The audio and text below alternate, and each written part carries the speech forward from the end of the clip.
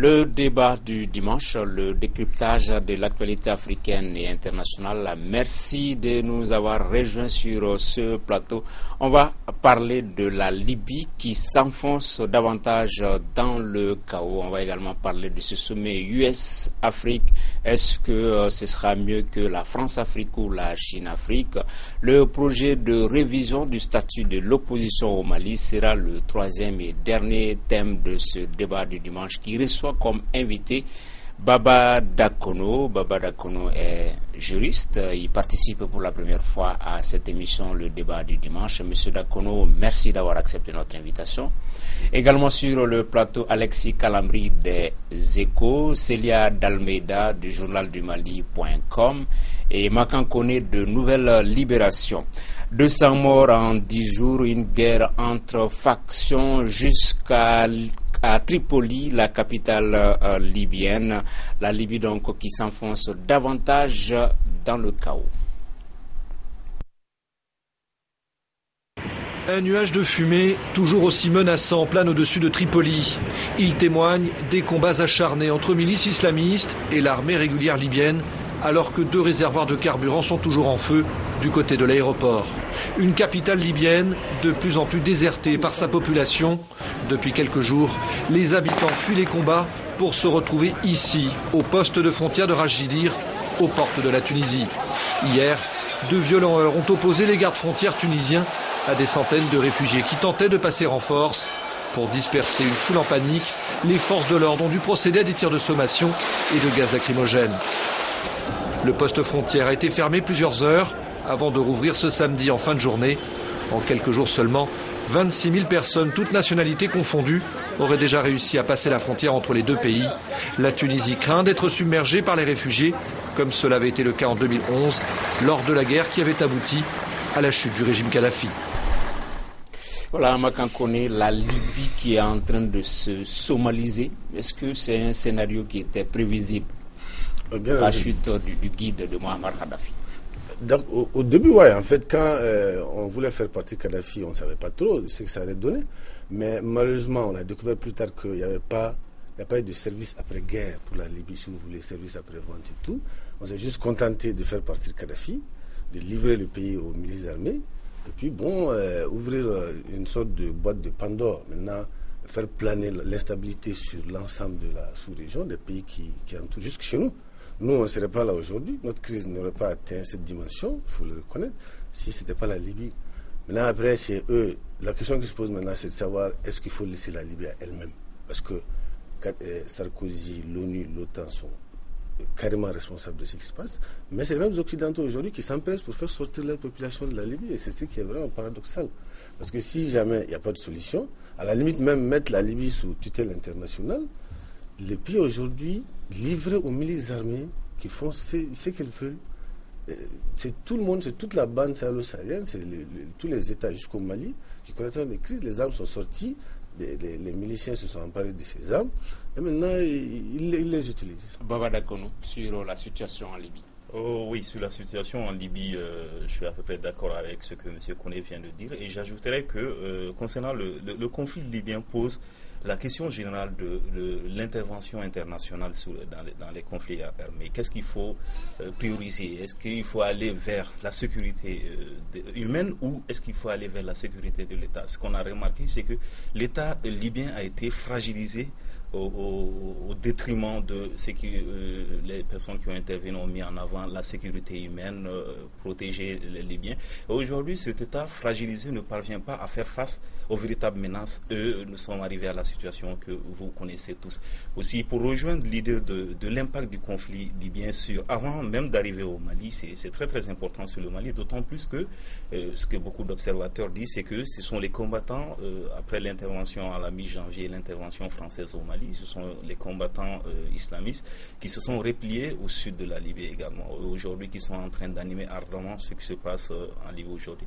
Mais je reviens à la situation au Niger, c'est que le Niger se trouve aujourd'hui confronté entre la crise libyenne et ce qui se passe au Nigeria aujourd'hui, donc qui fragilise davantage cet État qui paraissait fort jusque-là dans le Sahel. Célia Dalmeida. Bien, je rejoins mes deux prédécesseurs sur la question. Je vais même un tout petit peu plus loin en me disant qu'en fait, cette fameuse intervention en 2011, on pouvait effectivement prévoir ce qui allait se passer. Parce que les milices qui sont aujourd'hui en train de créer le désordre et la zizanie dans le pays de feu Kadhafi, ce sont ces milices-là qui avaient en fait combattu aux côtés de ces forces internationales-là. C'est à elles qu'on a donné le pouvoir de chasser Kadhafi. Sur le terrain, en tout cas. Les forces internationales faisaient des frappes aériennes, mais sur le terrain, c'était ces milices-là à qui on avait donné de l'argent et la capacité de faire le combat. Aujourd'hui, elles sont en position de force. Il n'y a personne en face, comme vient de le dire M. Dakono. Il n'y a personne en face pour leur dire, mais attention, voilà la limite. On a pensé, et c'est un peu le jeu dangereux auquel joue la communauté internationale aujourd'hui, qu'en travaillant avec les islamistes, on pourrait quand même les contrôler et arriver à asseoir quelque chose de stable. Malheureusement, ces islamistes-là, ils ont démontré qu'ils ne sont pas contrôlables. Donc aujourd'hui, c'est un peu le retour de manivelle d'une situation qu'on a créée. Makan Koné l'a dit, aujourd'hui on est en train de faire sortir tous les ressortissants étrangers. C'est les Libyens qui se retrouvent face à leurs propres problèmes et ils doivent certainement regretter ce qui s'est passé en 2011. Face à leur destin. Oui, Alexis Calambri. Alors, je voudrais souhaiter bon anniversaire aux Nigériens qui fêtent leur anniversaire. Le Niger fête son anniversaire aujourd'hui. Et bon, comme une 5 ou 6 États ouest africains qui fêtent leur anniversaire ce mois d'août. Et Serge l'avait, Serge Daniel qui est en vacances sur la Côte d'Azur maintenant, et disait effectivement que la Libye est devenue un supermarché des armements. Avant la crise, si on remonte jusqu'au roi Idriss, il y avait un problème d'unification de la Libye. C'est-à-dire c'est un conglomérat de tribus plus ou moins autonomes. Kadhafi avait quand même réussi à fédérer un peu ces tribus, soit par la force, soit par la négociation de temps en temps. Mais ce qui s'est passé avec sa chute, c'est que d'abord, les tribus ont pris leur autonomie, se sont assurés des moyens de subsistance. Ça veut dire quoi? Que il y a beaucoup de littérature maintenant qui ont été produites sur la situation actuelle de la Libye. Et si vous les parcourez, c'est que vous voyez que chaque milice a son réseau de vente d'armes, de trafic de drogue, de drogue, et ainsi de suite. Et à la limite, la guerre que l'on voit actuellement, c'est plus des guerres de positionnement. À la limite, ils sont en train de voir comment une milice peut avoir une suprématie pour l'autre, comment on peut contrôler plus de territoires, s'ouvrir davantage. L'État central est très faible. À la limite, si vous voyez, le Parlement a été obligé de se déporter pour pouvoir se réunir parce que n'ayant pas d'emprise sur le pays. D'accord. Justement, Baba Dakono, est-ce que les dernières législatives n'ont pas été un déclic, puisque les dernières législatives ont vu le revers des islamistes? Aujourd'hui, c'est un parlement dominé par le mouvement nationaliste. Les islamistes battus à ces législatives-là essaient de se faire entendre par les armes. Est-ce que ce parlement peut s'imposer à travers un cessez-le-feu aujourd'hui? Oui, absolument, absolument. Monsieur Calambri le disait tout de suite. Ce conflit c'est sous-tendu également par une guerre de positionnement des acteurs islamistes, comme vous le dites, qui n'ont pas eu, qui pressentent les défaites par la voie électorale, tentent de faire modifier le rapport de force par rapport aux institutions qui sont là. Et il est très très difficile dans les conditions actuelles aujourd'hui, comme on revient encore là-dessus, l'État libyen est très très faible. Il est très très difficile pour cet État d'imposer d'imposer des solutions, des pistes de solutions qui sont acceptées par ces groupes islamistes aujourd'hui. L'État n'a pas d'emprise en termes de perspective de solution. Makan parlait de mettre le pays sous tutelle. Il n'y a-t-il pas d'autres solutions, d'autres alternatives, Alexis? Non, il n'y a vraiment pas d'autres alternatives. C'est-à-dire qu'il faut obligatoirement une suprématie pour fédérer les autres. C'est-à-dire, en l'état actuel, la négociation n'est pas possible parce que c'est des questions d'intérêt. Alors, soit on parvient à dissoudre toutes ces milices dans l'armée nationale en assurant des prébendes peut-être à des chefs de tribus, et en confinant, dans leur proportion réelle les islamistes et d'autres qui ne veulent pas entrer dans les rangs, soit il faut vraiment aller par, les Nations Unies qui sont un peu à la base de cette situation, prennent leurs responsabilités et reviennent mettre l'ordre. Parce qu'aujourd'hui, c'est la Libye qui est livrée à elle-même. Et du côté de l'Union africaine aussi, il faudrait peut-être s'attendre à rien de ce côté-là. Est-ce que l'Union africaine... Lui a été absente pendant voilà, la crise. C'est ce que j'allais dire. En 2011, elle était complètement atone. Est-ce que c'est en 2014, avec une situation qui est largement pire que ce qui s'était passé à l'époque? Parce que au moins à ce moment-là, il y avait le régime Kadhafi qui s'efforçait de se maintenir. Et c'est de la part de l'international qu'est venue la force qui a poussé Kadhafi dehors. Aujourd'hui, il n'y a même personne en face avec qui parler, comme viennent de le dire mes prédécesseurs. Tout le monde veut avoir sa part de pouvoir. Avec qui est-ce que l'Union africaine va parler? Je ne pense pas qu'ils aient la capacité ni les moyens aujourd'hui de rentrer dans ce schéma-là. Je pense que je rejoins Alexis et tous les autres en disant qu'il faut que les Nations Unies prennent leurs responsabilités. Cette situation est leur faite. Et il est vraiment désolant de voir aujourd'hui que tout le monde semble se désintéresser de ce qui se passe en Libye, alors que les germes de ça ont été posé par une résolution des Nations Unies. C'est quand même inconcevable. Donc l'Union africaine, bon, elle va certainement condamner. Elle ne l'a pas encore fait, c'est quand même assez bizarre. Au moins, avant, on se fondait de communiquer. Là, on ne l'a même pas fait. Donc, je ne m'attends pas à grand-chose de leur part. Les Nations Unies, l'OTAN et l'Alliance franco-britannique dirigée par un certain Nicolas Sarkozy. Baba Dakoro, vous voulez ajouter quelque chose? Après, on donne la parole à... Oui, par rapport au niveau de solutions envisagées au niveau de l'Union africaine, et au-delà, je vais dire les États africains, parce que ce qui est beaucoup avancé aujourd'hui, c'est une solution militaire envisagée entre une solution conjointe militaire, l'Égypte, Algérie, en Libye, ce qui est aussi très très dangereux parce que cette solution va consister à collaborer avec toujours des groupes, des milices armées et qui va davantage détruire ce pays. Parce que ce qui est mis en avant au niveau de l'Algérie, c'est que c'est plus de 7000 km qu'il faut surveiller et ça fait plus de 2 milliards de dollars et c'est très très cher. Donc ils envisagent, au lieu d'être sur la défensive, d'aider les autres autorités libyennes à se remettre sur pied, et ce qui sous-tend une solution militaire qui sera très très dangereuse.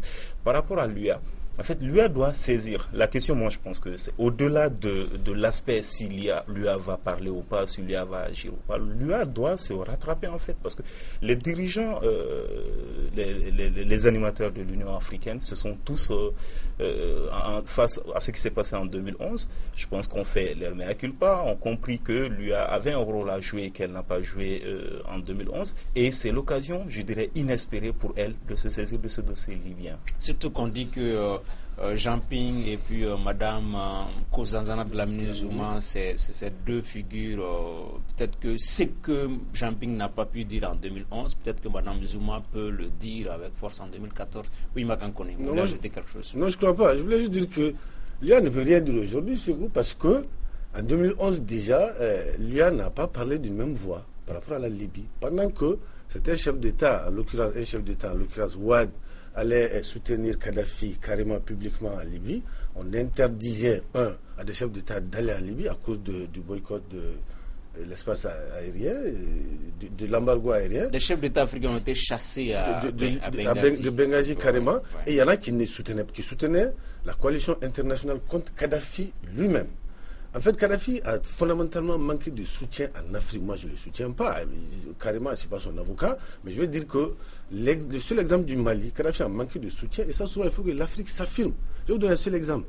La cité ministérielle ici portait le nom de Muammar Kadhafi. Ouais. Mais le jour où il est tombé à la minute, on a enlevé tous les écriteaux sur lesquels il y avait Kadhafi. Tout ce qui était image de Kadhafi dans ce pays, dans notre pays, on n'en a même pas au-delà, a disparu comme par enchantement, comme par hasard. Donc c'est tout. Or, Kadhafi, quoi qu'on dise, c'était quand même un rempart par rapport à la communauté internationale qui imposait certaines choses, parce qu'il était financièrement indépendant, il avait les moyens, il pouvait aider beaucoup d'États. Bon, c'est vrai qu'il avait lui aussi ses façons de faire et tout, mais je crois que c'était quand même quelqu'un qui incarnait une certaine dignité, une certaine respectabilité. Une vision africaine, c'est une respectabilité africaine. Mais quelque part, le Mali était resté le seul pays africain où le drapeau de l'insurrection ne flottait pas encore sur l'ambassade ici. Oui, mais ça donne quoi?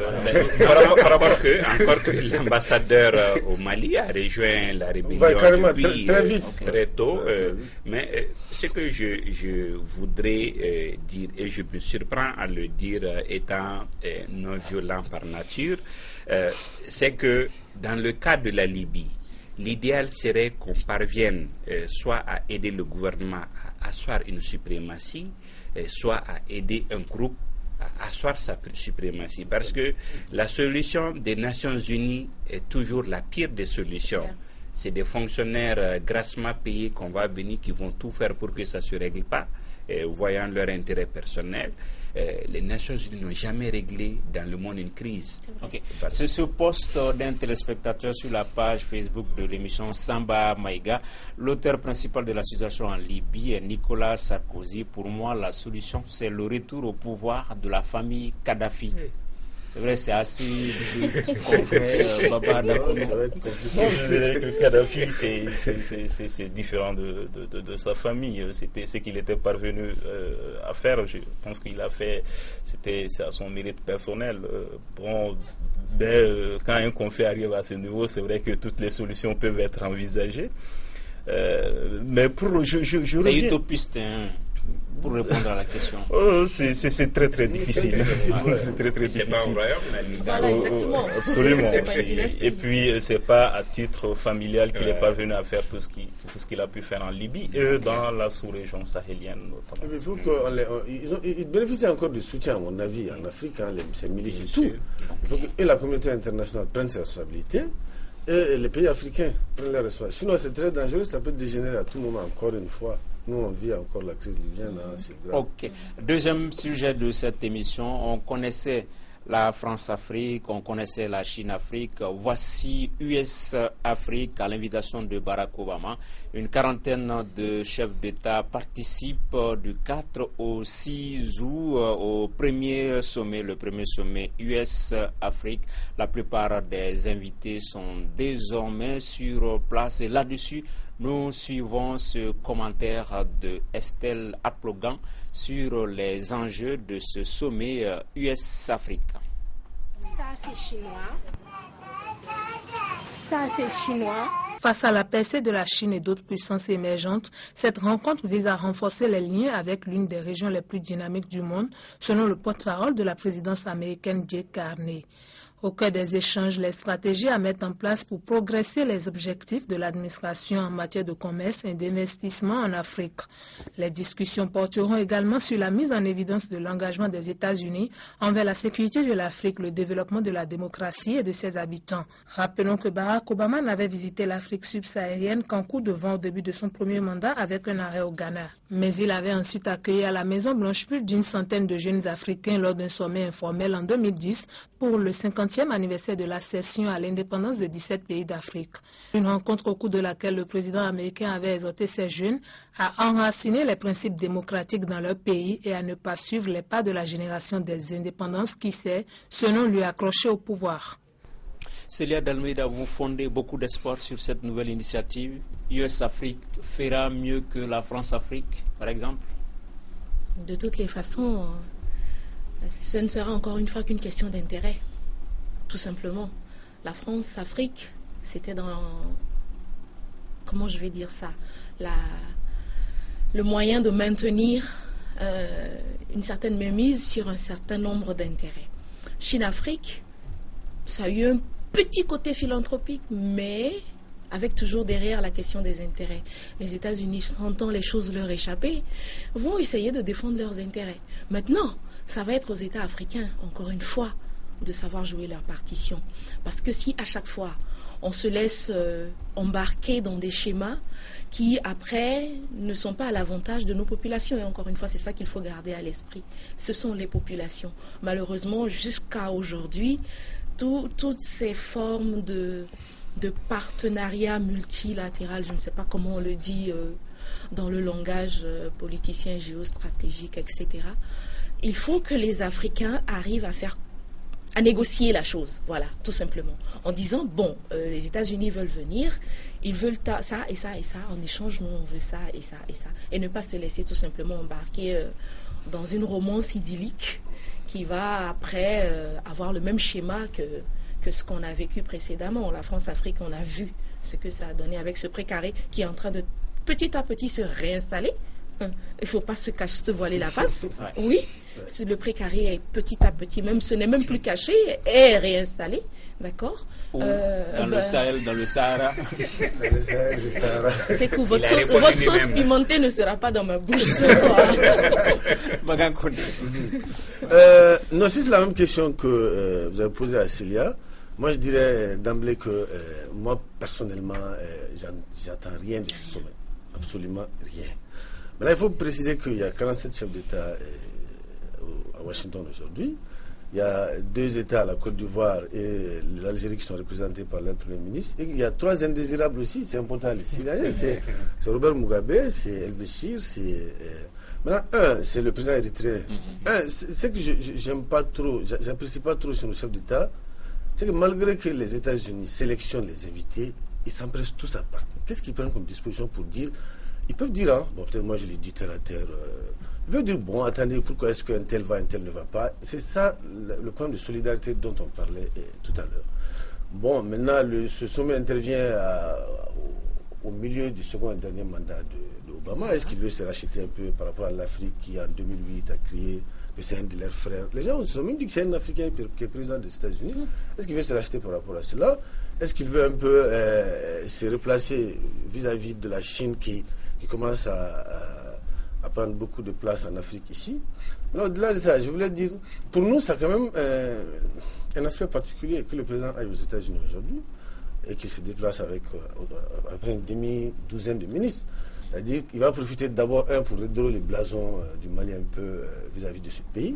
Et au-delà, et c'est extrêmement important, ça, même si on ne le dit pas formellement, il va rencontrer les institutions de Bretton Woods, il va rencontrer le Fonds monétaire international, la Banque mondiale. C'est l'occasion pour lui de faire du lobbying, parce que la Banque mondiale vient en septembre bientôt. C'est l'occasion pour lui également d'essayer d'arrondir les angles, d'arranger certaines choses avec ces institutions. Sinon, le sommet en tant que tel, ça va être un grand show. Il n'y aura pas grand-chose. Pessimiste là-dessus, vous aussi, Baba? Bon, je suis moins pessimiste que M. Koné parce que c'est quand même une première. D'habitude, les États-Unis collaborent avec les sociétés civiles, les organisations, les ONG. C'est une première quand même que tous les chefs d'État africains désirables puissent être réunis à la Maison Blanche pour justement discuter. Célia le disait tantôt, c'est en fait une opportunité. Pour les États-Unis, l'intérêt il est clair et il est identifié depuis des années. Donc pour les Africains également, l'intérêt doit être clair et doit être mieux défendu. Pour revenir un peu par rapport à ce que M. Koné disait au contexte, je pense que le président Obama ne pouvait, pendant son premier mandat, il y avait trop de choses. Il a hérité d'un pays dans un contexte de crise financière. Il avait son projet qui lui tenait à cœur, qu'il fallait faire. Vous savez, en fait, le premier mandat était très difficile. Je pense qu'il a plus le temps de se consacrer aux affaires africaines en ce moment. Mais moi, je pose la question plus large en parlant de l'opportunité de pourquoi ce sommet se tient justement en début août, quand on sait que vers la fin août, il y a le sommet Chine-Afrique également qui pointe à l'horizon.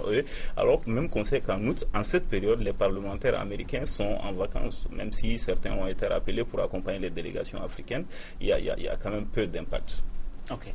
Alexis, est-ce qu'il faudrait voir une réorientation de la politique étrangère des États-Unis vers l'Afrique? On sait que c'est beaucoup plus sur la bonne gouvernance, la démocratie, c'est des incitations à aller vers ça. Mais est-ce qu'à partir de ce sommet, c'est une réorientation de la politique étrangère des États-Unis en faveur de l'Afrique?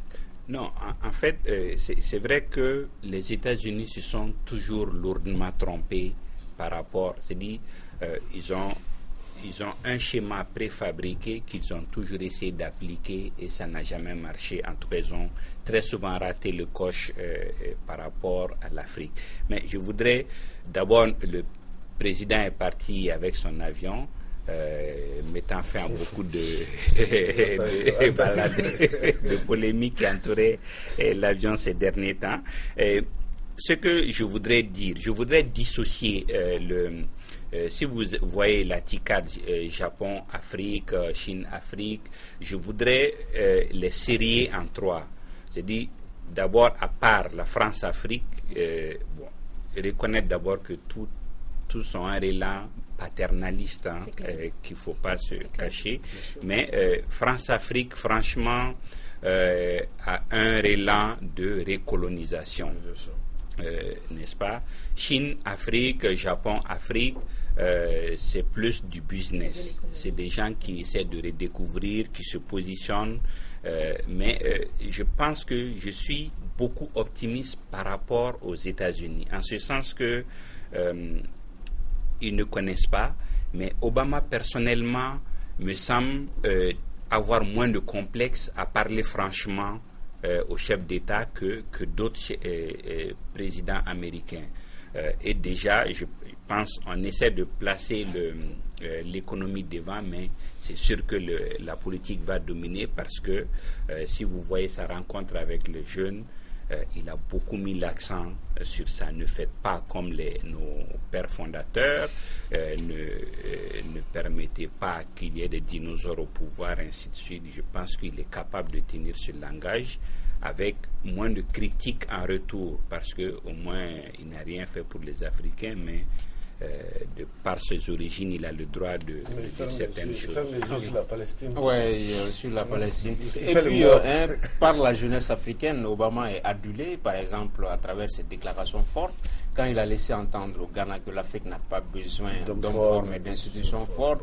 Et récemment, par rapport à la RDC, il a regretté les tripatouages de la Constitution, mais il aura les chefs d'État en face de lui à Washington.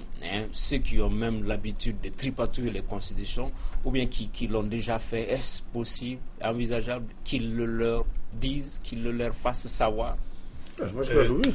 J'aimerais juste, par rapport à ce point, en fait, ce serait une nécessité qu'ils le leur disent. Non, mais les questions de gouvernance feront partie de l'ordre du jour, c'est clair. Mais en fait, dans le programme tel que j'ai vu, il n'y a pas de rencontre bilatérale. Ce sont des grands forums entre les chefs d'État et le président Obama. Je crois que le programme phare de cette rencontre, c'est le forum économique. Pour un peu rebondir sur ce que M. Calambri disait tout de suite, c'est le forum économique qui a lieu, je crois, co-organisé entre l'administration Obama, l'ancien maire de New York, Michael Bloomberg, en fait, je crois que ce sera le moment fort de ce sommet États-Unis-Afrique, en fait. Parce que c'est pourquoi je disais que j'étais très très optimiste. C'est très important parce que jusqu'à présent, moins de 1% des transactions, des investissements américains sont destinés à l'Afrique. Bon, cela s'explique par la perception des Américains sur l'Afrique, en fait. Une perception qui a consisté depuis des années à penser que voilà, l'Afrique c'est un continent où il n'y a que des coups d'État, il n'y a que Ebola, il n'y a que voilà. En fait, ça va permettre, je pense que ce forum, ce que ça va donner, va permettre de changer la perception des Américains, notamment des investisseurs américains sur l'Afrique et de revenir. Ok, donc tant pis pour les sociétés civiles du Burundi, du Congo et du peut-être Burkina Faso qui pensent que Obama va dire à leur chef d'État arrêtez, ne tripatouillez pas la Constitution. Il va le dire. Oui, je voulais juste dire que est-ce que le dire change quelque chose? Cela fait des décennies qu'on se font de grandes déclarations et que ça n'influe pas réellement sur la destinée des peuples qui sont concernés. Je pense que peut-être ça va être la carotte et le bâton qui va être manié à travers le forum économique, mettre sur la table les possibilités, les opportunités qu'il y a en disant mais nous, on a envie de, mais on ne viendra que si et si. Voilà, je pense que c'est comme ça qu'on pourrait avoir une retombée positive de ce sommet. Mais si c'est juste pour dire ouais, arrêtez de tripatouiller, bon, oui, ils vont dire oui, ils vont applaudir, ils vont rentrer et rien ne va changer. Rien ne va changer. Comme à la boule. Exactement. Comme à la boule. Obama, il a de la vision. C'est quelqu'un qui aime faire le show et tout, mais il a de la vision et il ne s'attend pas lui-même à des résultats immédiat. C'est pourquoi le thème même du forum, c'est investir sur la nouvelle génération. Donc je crois que c'est sur ça, c'est pas tout de suite, sinon bon...